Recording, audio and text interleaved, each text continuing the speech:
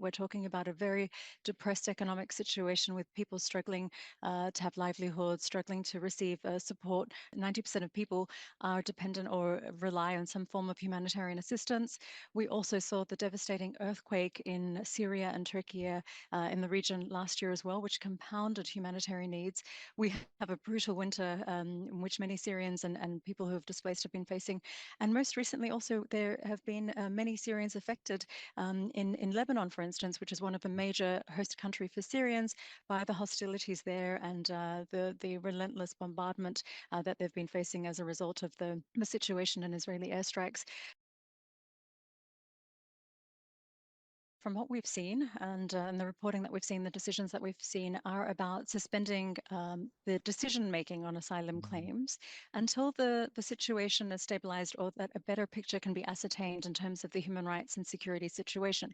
But what we've been very clear about saying is that even though the decision-making is going to be postponed or suspended for the time being, that asylum seekers will still and should retain the same rights as other asylum seekers, and that any Syrian or any person in need of international protection is able to lodge their claim for that and then eventually have their case heard.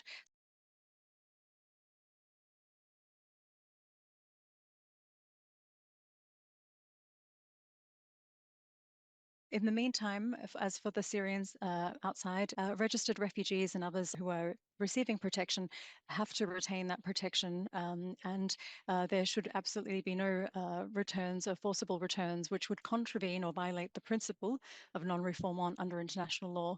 So that is what we're clear about. We have to bear in mind the situation will vary from individual to individual, and that's why it's really important that asylum claims and asylum processes, they're done on an individual basis.